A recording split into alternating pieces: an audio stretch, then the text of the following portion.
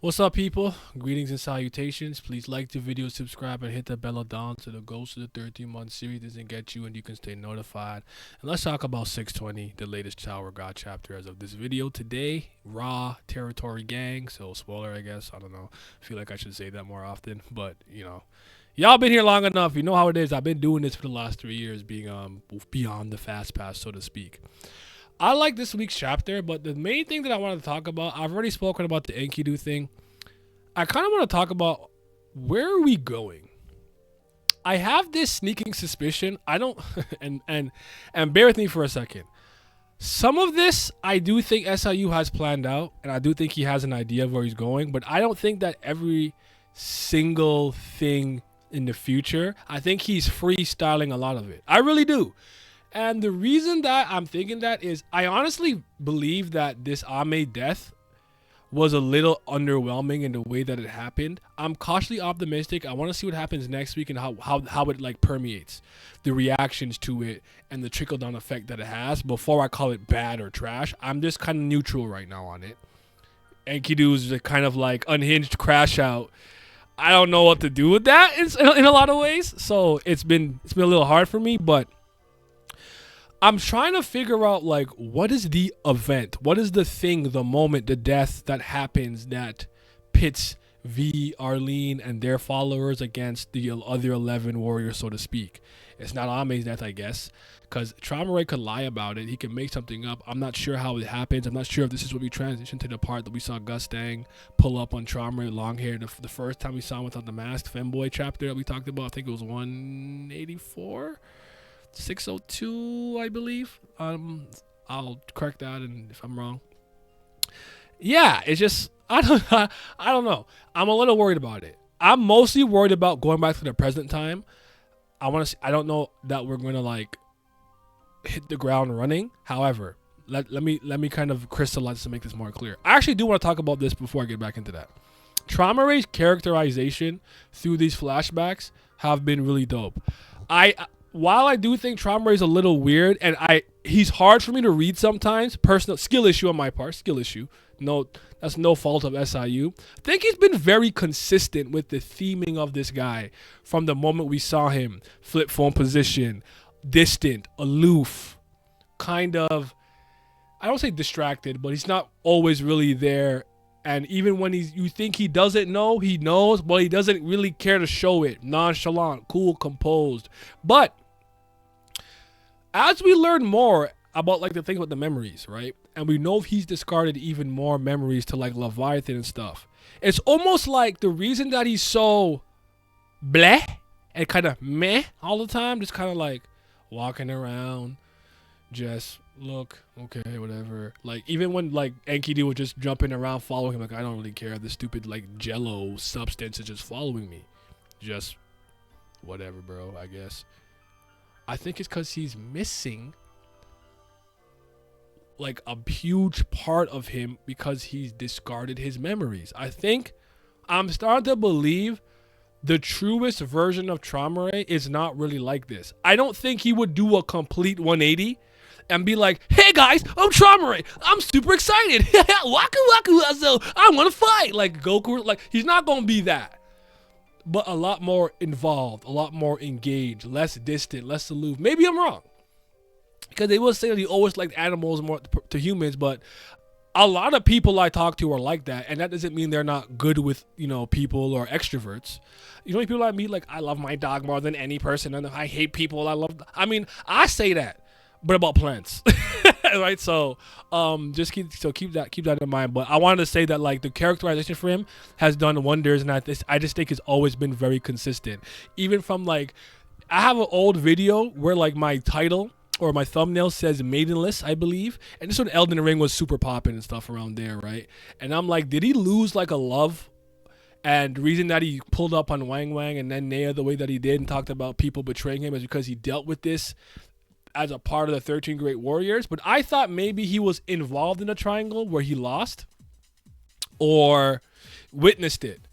It literally happened to him. Plus, there was other love triangles with V, Arlene, and Jahard, if you will. So, not only has he seen it from other people, and maybe with Gustang, because he did bring up the Gustang, I think Eurasia left him or whatever. So it's like he understands the concept. He lost Ame, and then Ame got, Enkidu'd. So to me, I'm like, nah, he's been very consistent with his character. Whether you like him or not is a personal thing, but I actually think he's done a great job with him. So I want to give credit where credit is due. So good job on Traumerei. But I'm just worried about like, okay, no. I was talking a while to remember. I was trying to remember Icarus. Where does Icarus come into play with this? Because Icarus is supposed to be a part of this, right?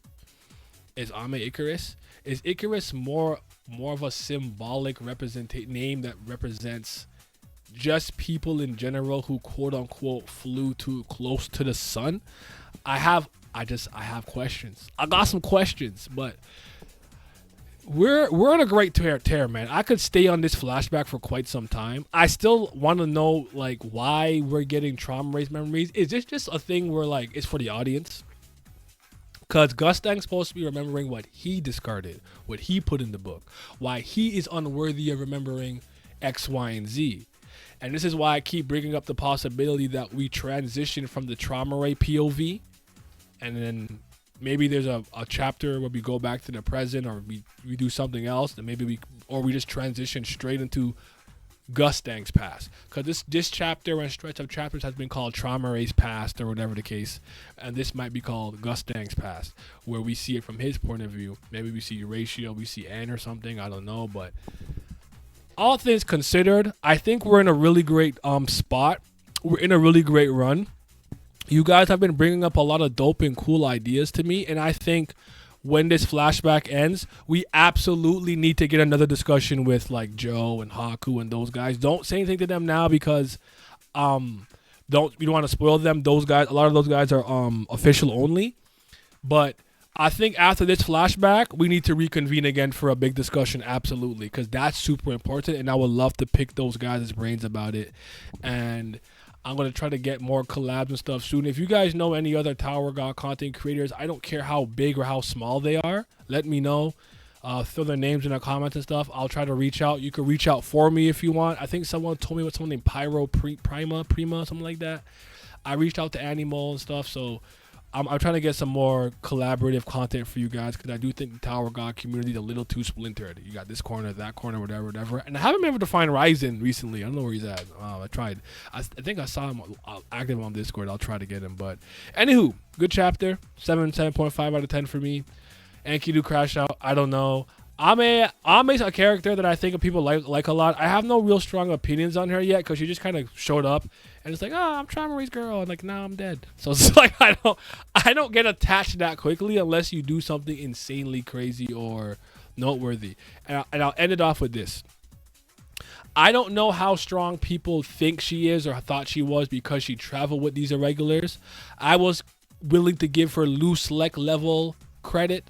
Approximately. Maybe I was wrong, because I don't know how powerful Enkidu's supposed to be, but I don't think he's super OD, though. Traumerei did start to train him, so he might have some family head, shenanigans. Not to say that Ame wouldn't have traveled with them and seen stuff, but I don't know if anyone's personally trained her to do anything, because I know Loose Like has obviously gotten so much stronger since this flashback.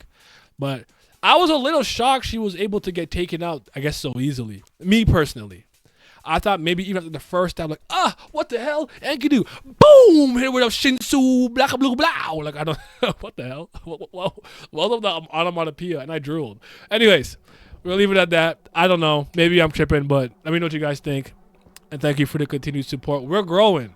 We're hitting 10K this year. I don't care, bro. We're hitting 10K, dog. Patreon gang, appreciate you guys as always for helping me out. Trust me, it means a lot. Shout out to the CBLs. That's the certified BAM lovers, LaBam James. But a bigger shout out to the Priest of Fire. That's real Brilith gang. Are they the real CBLs? They just might be. But a huge, enormous shout out to the Fifth Zen Gods. Shout out to Zyler Scotty, Zodiac Nemiko, Wolf General, Urek Mazzino, Tino Brown, Tau, Sly, Simi, Scobe, S, Rox G, Revenant, Naz Riley, Lucky Roo, Lopobia Blaze, Lazy Dragon, Catan, Johnny Rogers, Jay, Huey, Fairs, Childish Nujabes and Big Abdel, your support is greatly appreciated. Hey yo, today I had a slice of a leaf. We eating good.